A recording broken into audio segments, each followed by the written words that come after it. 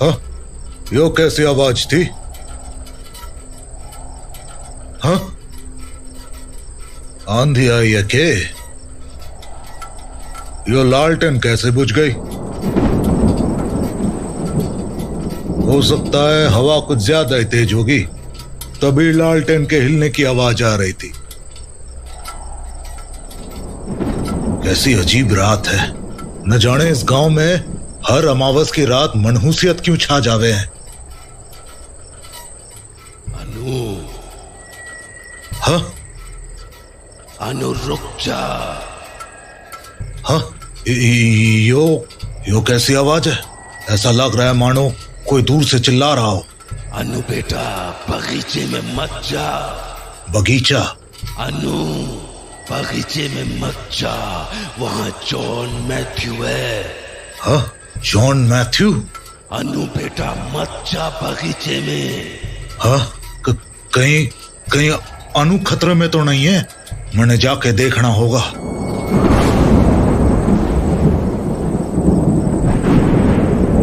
रात निकली जा रही है, ना जाने चौधरी जी कहाँ रह गए। अब तक तो उन्हें आ जाना चाहिए था, कहीं बहुत देर न हो जाए। कंचन, मैंने अपना काम कर दिया है। वो छोरा बगीचे में पहुंच चुका है। अब तुम्हारी बारी है। अपना आखिरी दांव खेलने का वक्त आ गया है।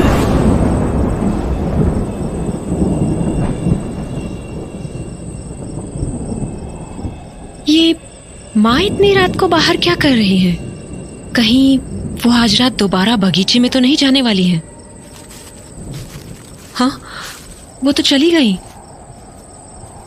आज अमावस की रात भी है, कहीं आज फिर बगीचे में कुछ बुरा ना हो जाए। पर मुझे अकेले जाने में घबराहट भी हो रही है। क्या करूं? जाऊं या ना जाऊं?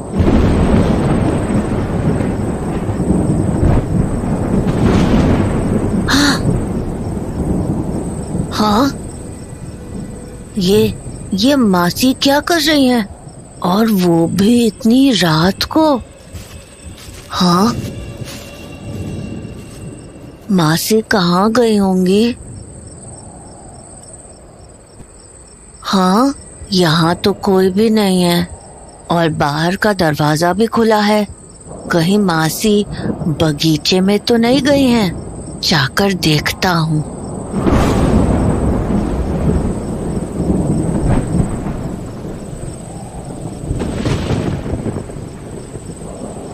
तो माँ बगीचे में ही जा रही है, पर इतनी रात को क्यों?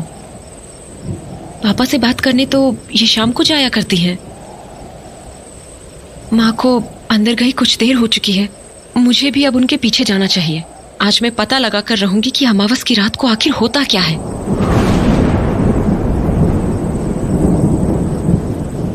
अन्नू बेटा, कहाँ जा रही है? अंदर मत जा बेटा, बगीचे के अंदर मत जा। पापा? वापस लौट जा। पापा? अनु! हाँ? अनु! राजवीर? ये तो राजवीर की आवाज थी। कहीं वो किसी मुसीबत में तो नहीं फंस गया? जाकर देखती हूँ।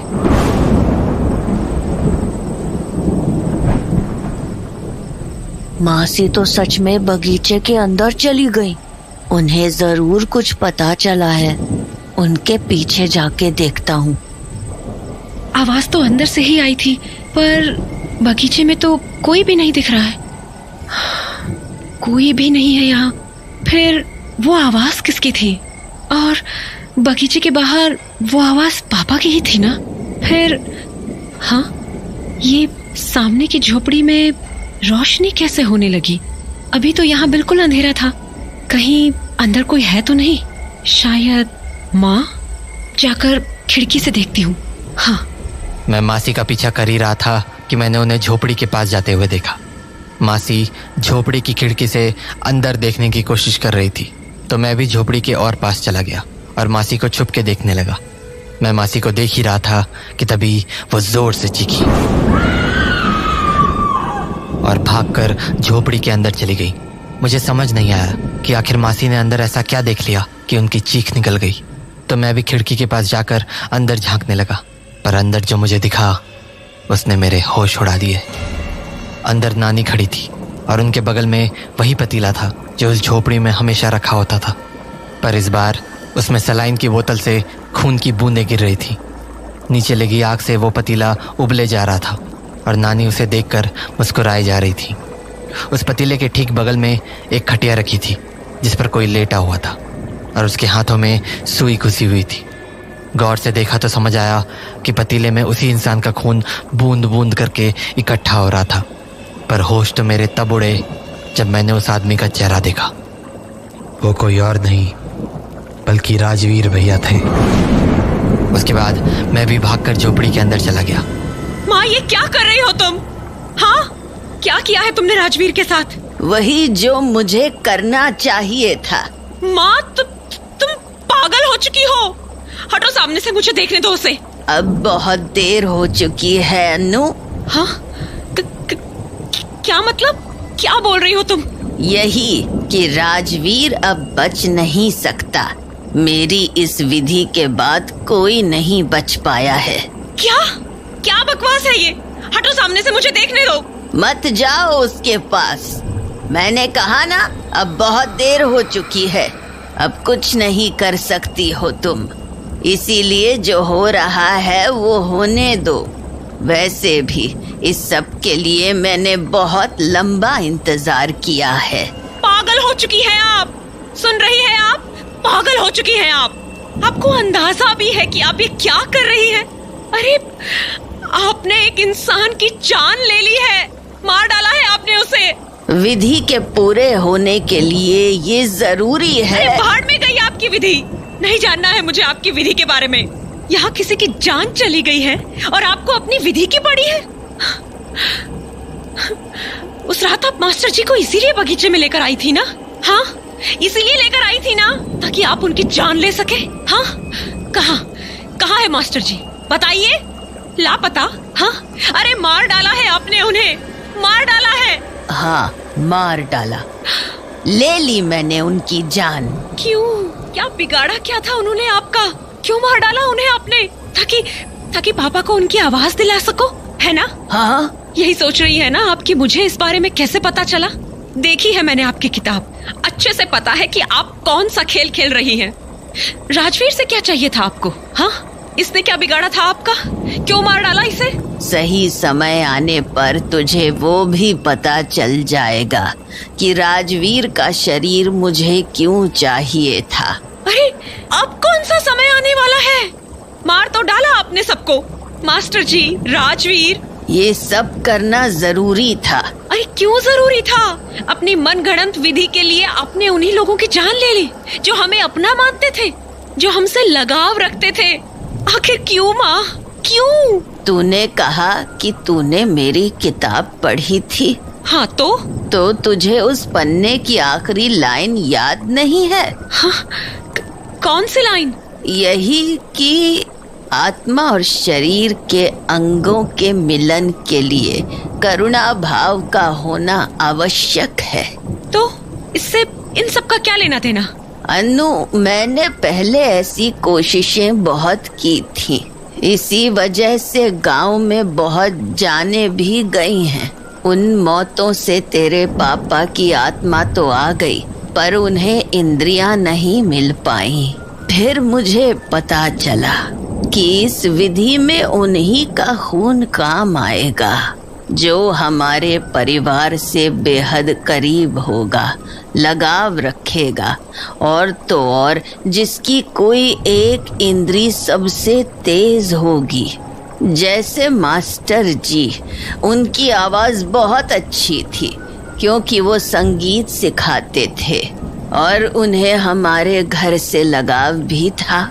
इसीलिए मुझे अपनी विधि पूरी करने के लिए उनका इस्तेमाल करना पड़ा। फिर तुमने पापा की आंखों के लिए किसका इस्तेमाल किया? हाँ जीजा जी, माँ, तुमने जीजा जी को? पापा पापा के साथ क्या हुआ था मासी? वही जो मास्टर जी और राजवीर के साथ हुआ। तेरी नानी ने अपनी विधि पूरी करने के लिए उन्हें भी नहीं छोड़ा। मैं उन्हें मारना नहीं चाहती थी। अच्छा, तो क्या चाहती थी आप? हाँ, जिस रात कुंदन के पापा ट्रांसफॉर्मर ठीक करने यहाँ आए थे, उस रात मैं यहीं इसी झोपड़ी में थी और मुझे हाल ही में पता चला था कि विधि पूरा करने का सही तरीका क्या है। इसीलिए मैंने ये सोचा था कि उनका बस जरा सा खून निकालूंगी, और सच कहूँ तो मैंने थोड़ा ही खून निकाला था, पर शायद इस विधि का विधान ऐसा ही है। एक बार किसी इंसान का थोड़ा भी खून अगर इस विधि में इस्तेमाल हो जाए तो उसका बचना नामुमकिन हो जाता है। शायद इसीलिए कुंदन के पापा की भी मौत हो गई। वाह माँ वाह, कितनी आसानी से आपने उनकी मौत को विधि का विधान बता दिया। उनकी ही नहीं, सभी की मौत को, जबकि उन सबकी गलती बस इतनी थी कि उन्हें हमारे परिवार से लगाव था, प्यार था। शुक्र मना कि तू बच गया कुंदन, वरना तेरी नानी का बस चलता तो तेरी, मेरी, हम सबकी बलि दे दी होती इन्होंने। फालतू की बातें मत कर अनु, ये सब मैंने तुम्हारे लिए ही किया है। बस कीजिए माँ, बहुत हो गया आपका, बहुत कर लिया आपने हमारे लिए, अब बख्श दीजिए हमें। हाँ, मासी, मम्मी।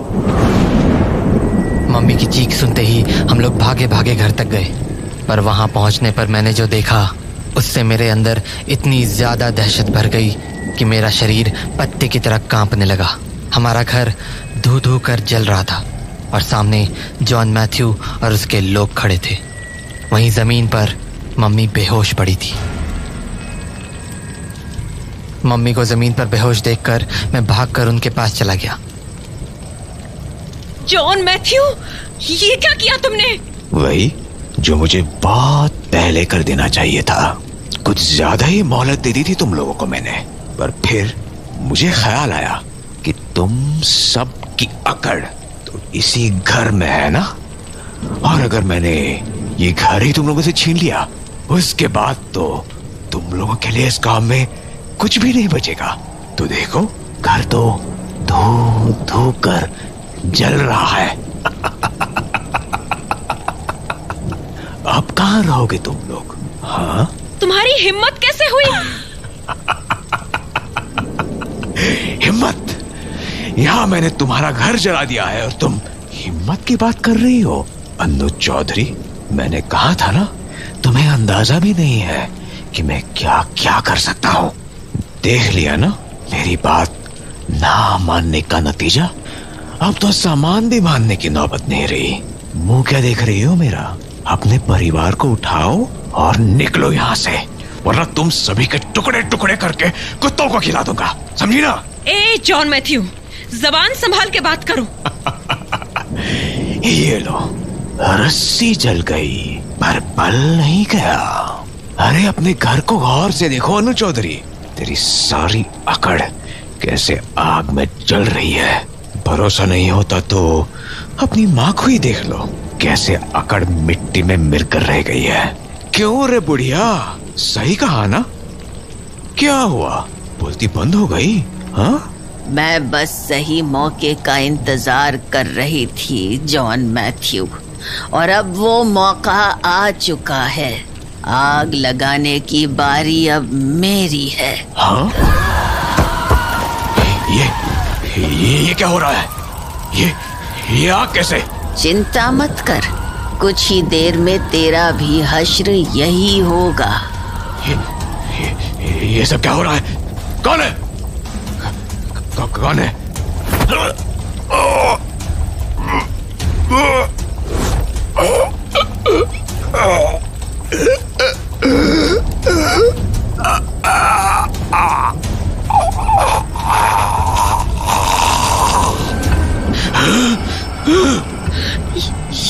ये ऊपर कैसे? कौन है? जॉन मैथ्यू, मैंने कहा था ना, मेरे होते तो इस गांव को छू भी नहीं सकता। चौधरी, जब तक इस गांव का जमींदार यहाँ है, तब तक इस गांव की तरफ कोई आंख उठा के भी नहीं देख सकता। छोड़ो, छोड़ो मुझे, छोड़ो, प्लीज, प्लीज, प्लीज, छोड़ो, छोड़ो मुझे। चौधरी जी। अरे कंचन, चिंता मत करो, इसकी एक दो लातों से मुझे कुछ नहीं होने वाला। बचाओ, बचाओ, बचाओ। रही बात जॉन मैथ्यू की, तो अब वो दोबारा नहीं आएगा, और अगर आया तो उसका भी वही हश्र होगा जो उसके साथियों का हुआ है।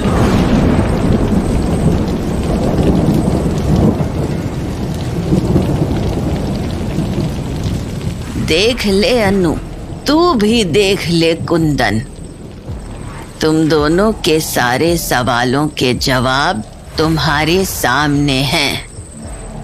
हाँ, मैंने कुर्बानियां दी, पर उन सभी के पीछे एक ही मकसद था, अपने घर, अपने परिवार और अपने गांव की सुरक्षा। और आज मेरी सिद्धि का परिणाम तुम सभी के सामने है। पखेड़ा गांव की लड़ाई में जीत हमारी हुई है।